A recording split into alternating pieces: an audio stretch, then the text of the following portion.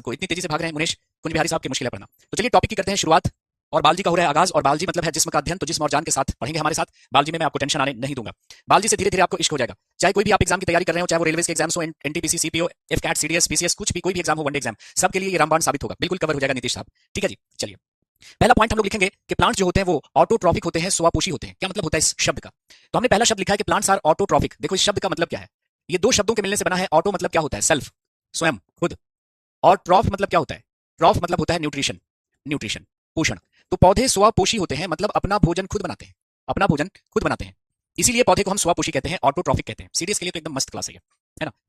तो ऑटोट्रॉफिक, पौधे ऑटोट्रॉफिक होते हैं, स्वपोषी होते हैं, मतलब अपना खाना, अपना भोजन खुद बनाते हैं। और जिस प्रक्रिया के द्वारा बनाते हैं उस प्रक्रिया का नाम क्या रखा गया है? फोटोसिंथेसिस, प्रकाश संश्लेषण।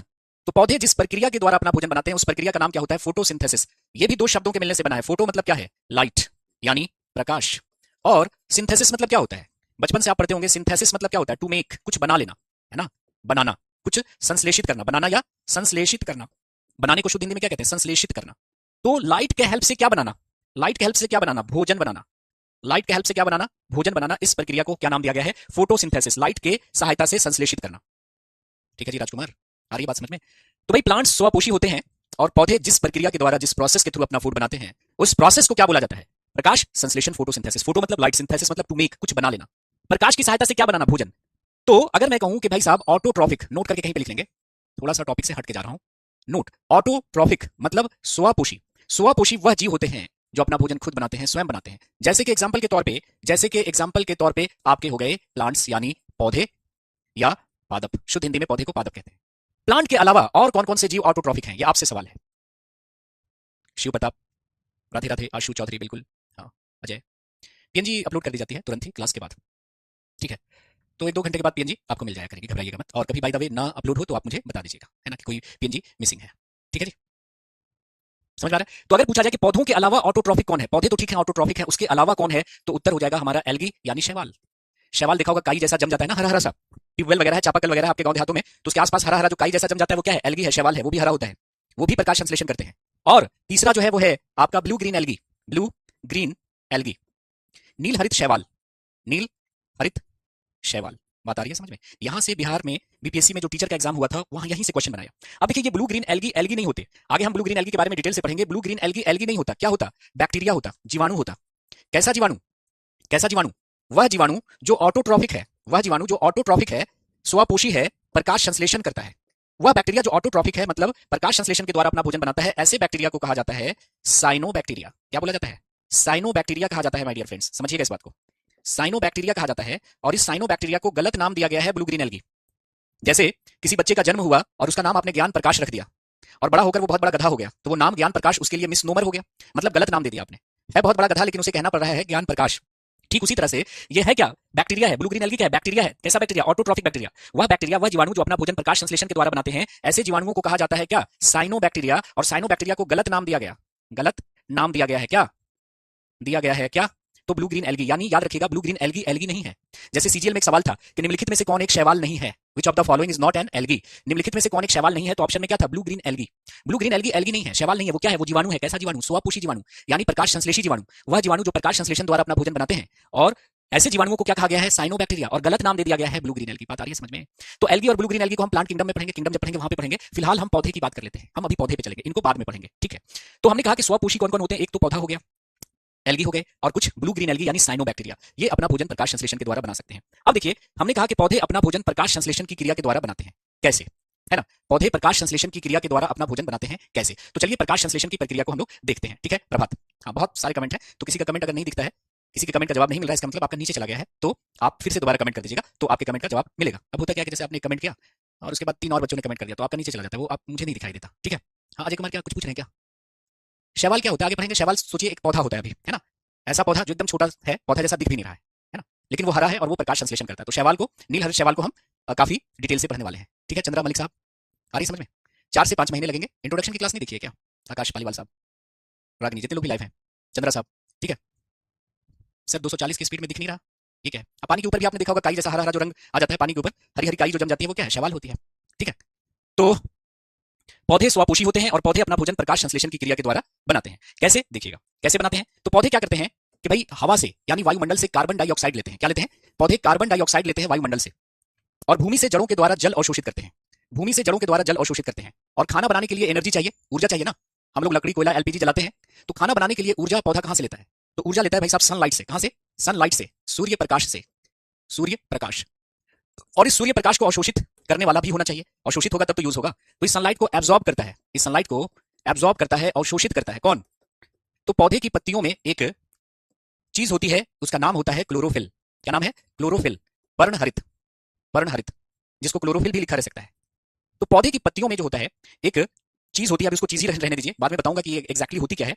तो क्लोरोफिल जो होता है कहां होता है? पौधे की पत्तियों में होता है। कहां होता है? पौधे की पत्ती में होती है ना, लीव्स में होती है, पत्तियों में।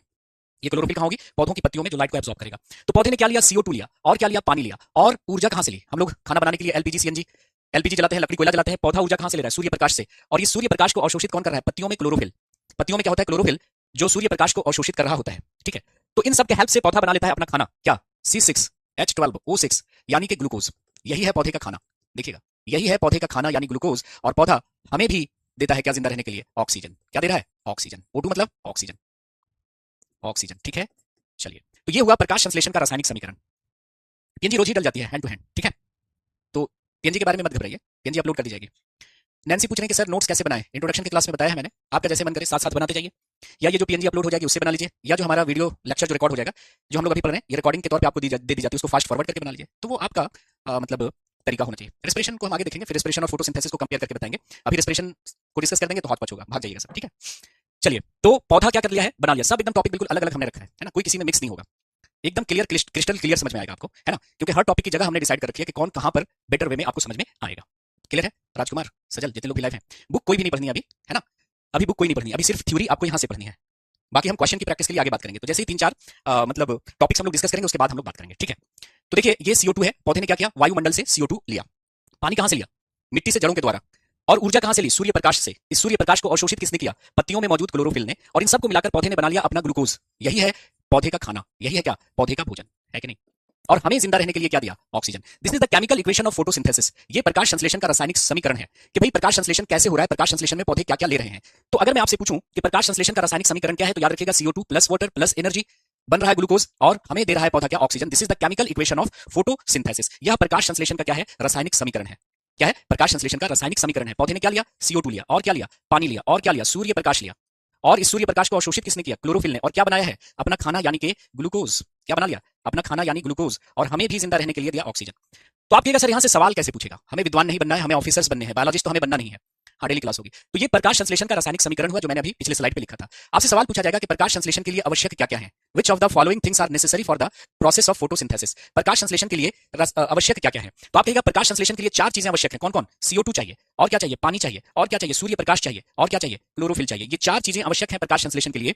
इन चारों में से कोई एक भी एब्सेंट रहा तो प्रकाश संश्लेषण की क्रिया रुक जाएगी, बाधित हो जाएगी। तो अगर हमारे पास सवाल ये होता है कि which of the following things are necessary for the process of photosynthesis, प्रकाश संश्लेषण के लिए आवश्यक क्या है?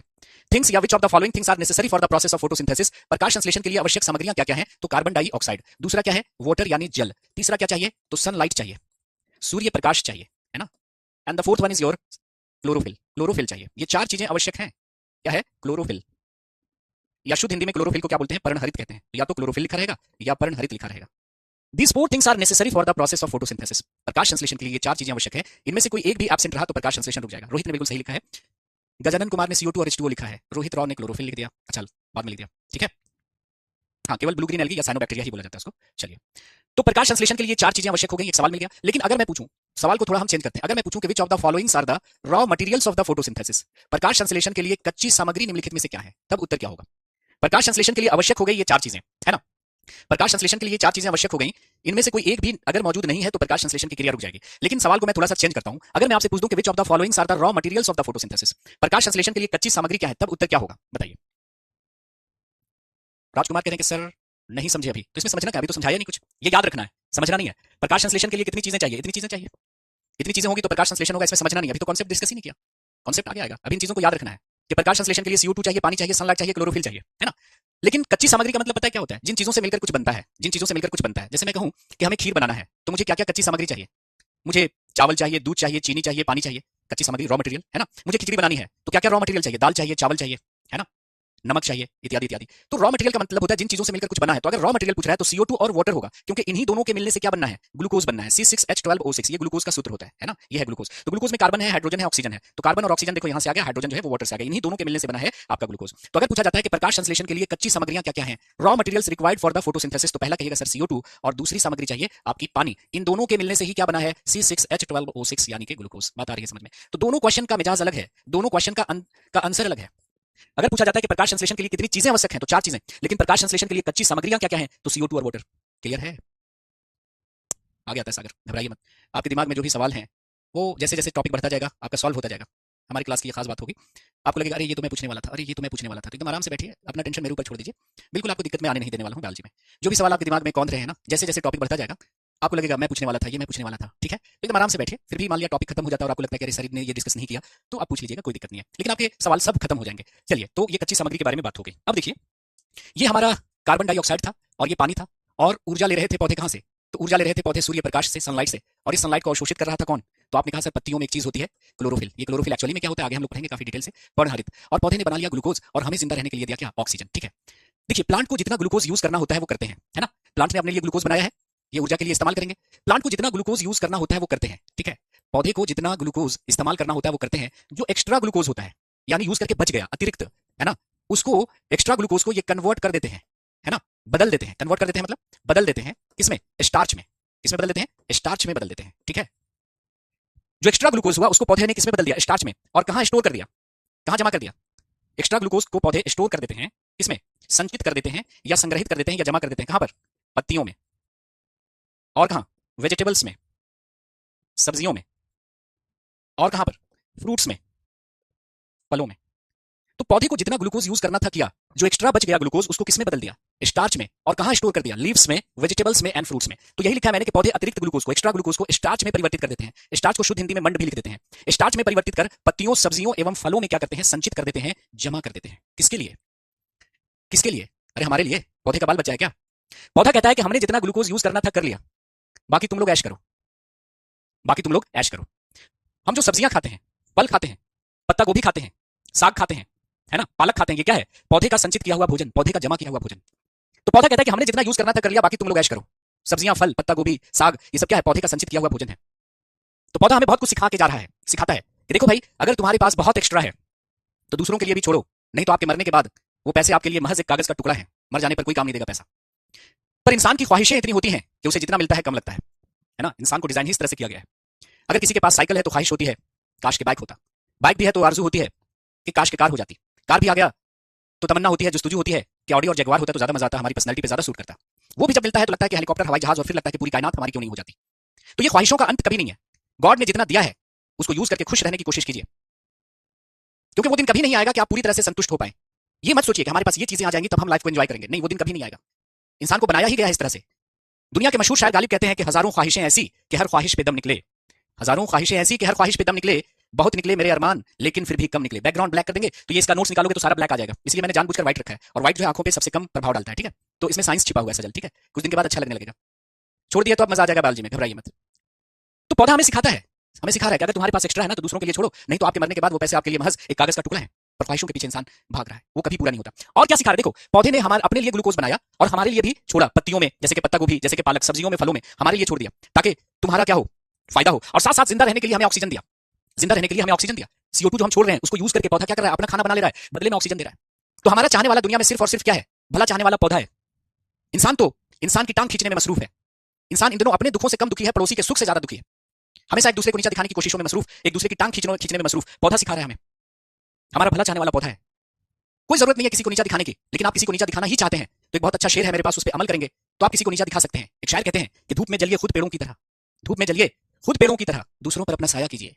धूप में जलिए खुद पेड़ों की तरह, दूसरों पर अपना साया कीजिए। गैर नीचा खुद ब खुद हो जाएगा, खुद को पहले उससे ऊंचा कीजिए। गैर नीचा खुद ब खुद हो जाएगा, खुद को पहले उससे ऊंचा कीजिए। तो अगर आप किसी को नीचा दिखाना चाहते हैं तो अपना मर्तबा बुलंद कर लीजिए, आप ऊंचे हो जाइए ना, वो खुद नीचा हो जाएगा, ना कि उसकी टांग खींचे आप।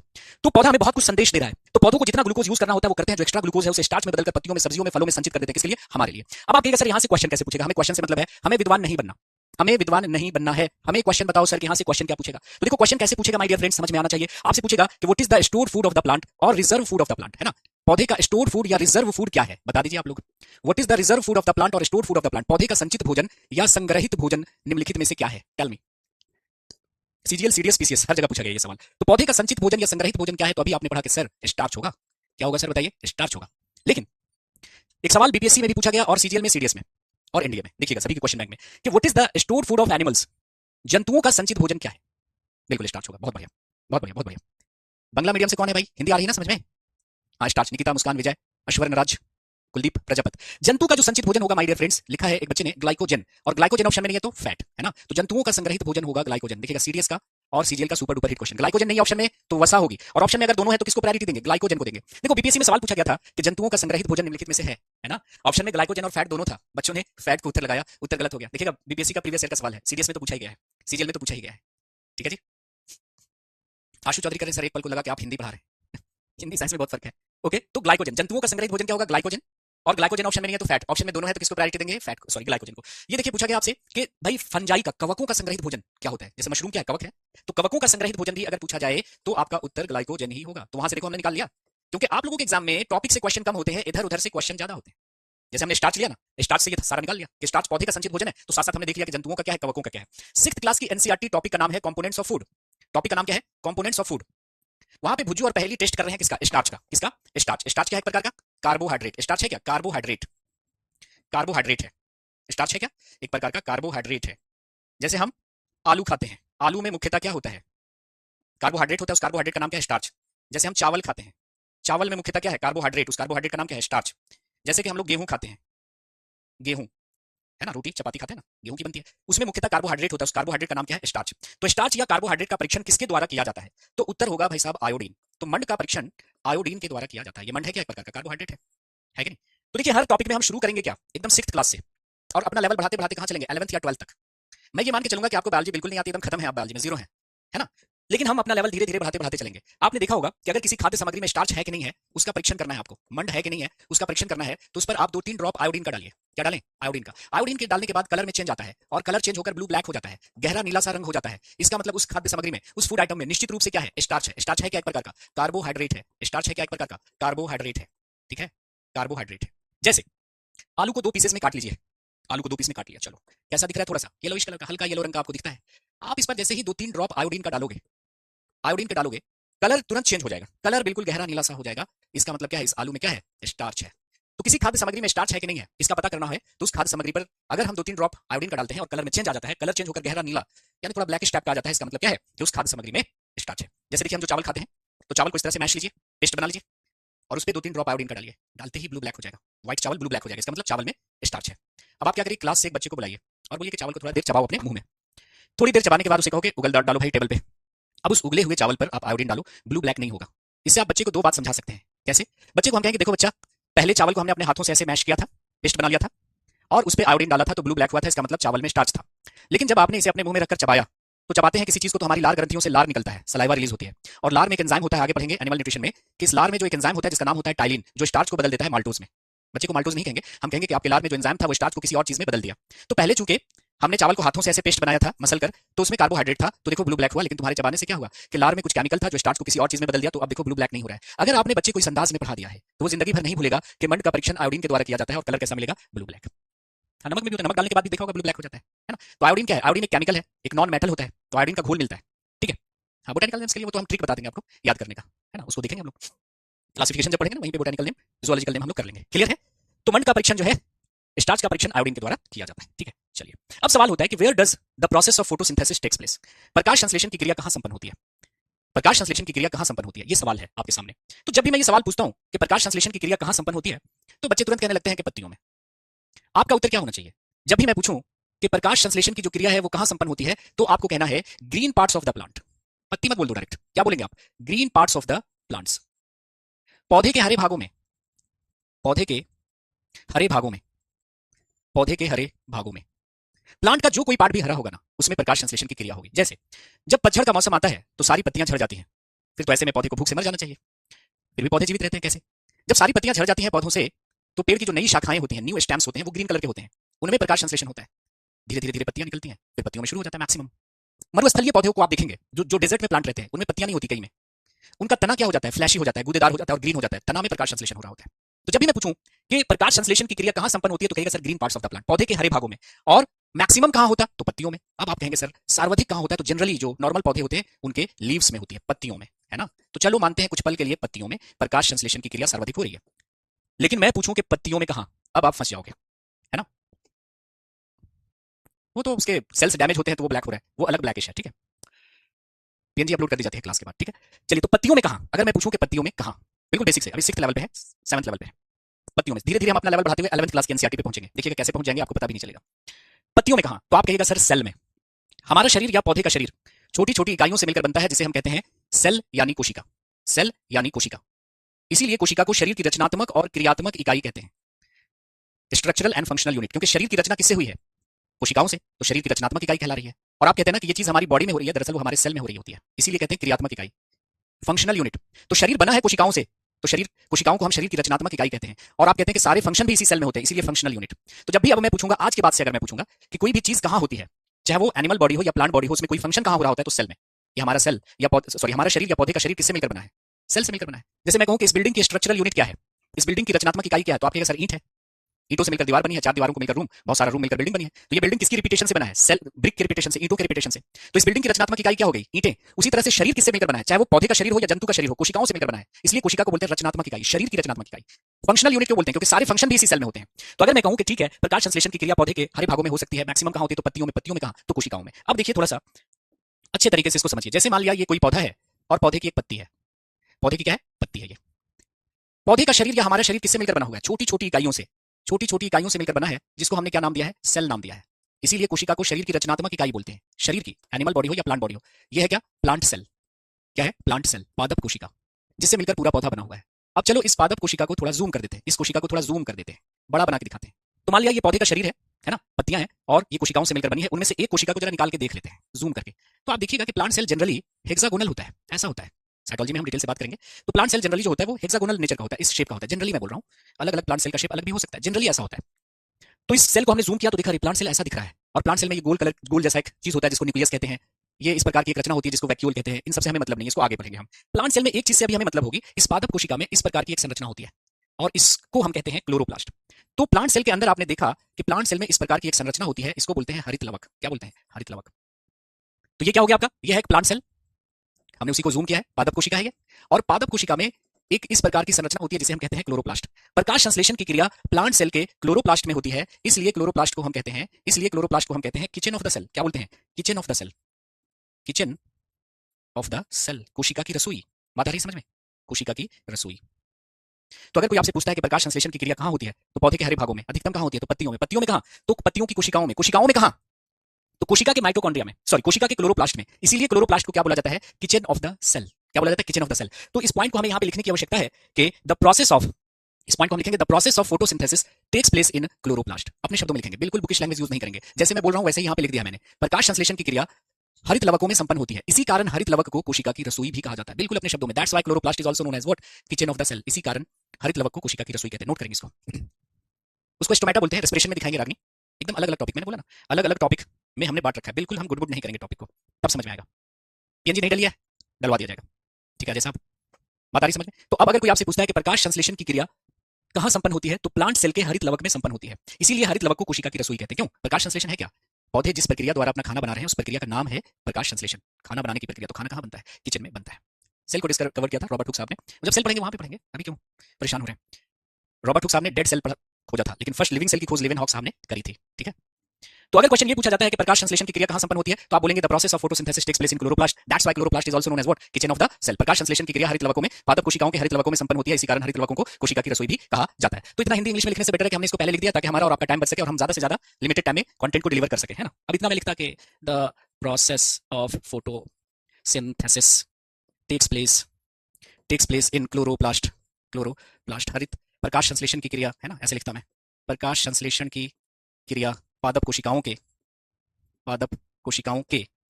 हरित लवकों में संपन्न होती है, हरित लवकों में संपन्न होती है, इसी कारण हरित लवकों को कोशिका की रसोई कहा जाता है ना। तो या फिर ये हम ऐसे डिस्कशन करके निकल लेते, ये पॉइंट ही ना लिखते, इसी से समझ में आ जाता है। बाकी टीचर तो ऐसे ही पढ़ाते, ये पॉइंट लिख दिया कि भाई प्रकाश संश्लेषण कहां होगा, क्लोरोप्लास्ट में, क्लोरोप्लास्ट को बोला जाता है किचन ऑफ द सेल, ये करके निकल ले। लेकिन हमने क्या किया है, पॉइंट्स को हर जगह पे लिखा है, जो भी मैं पढ़ाऊंगा उसको अपने शब्दों में लिख दूंगा, है ना, ताकि आपके पास एक प्रॉपर नोट्स बन सके, ठीक है। और ये कोई बुकिश लैंग्वेज नहीं होगी, ये अपना लैंग्वेज होगा, ठीक है। चलिए, अभी तो यही चलेगा 3 क्लास में, प्लांट न्यूट्रिशन ही, ठीक है। चलिए, अब ये बात हो गई।